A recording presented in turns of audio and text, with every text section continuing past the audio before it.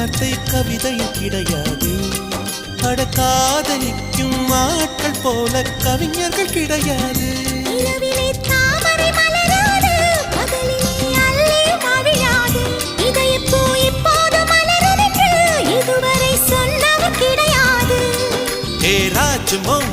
ரம்பா ரம்பா உன்னி எடக்கெட தங்கம் தர துடிக்கும் நெஞ்சம். கைகள் தொடாமல் கண்களால் நெஞ்சை பந்தாடினாய்.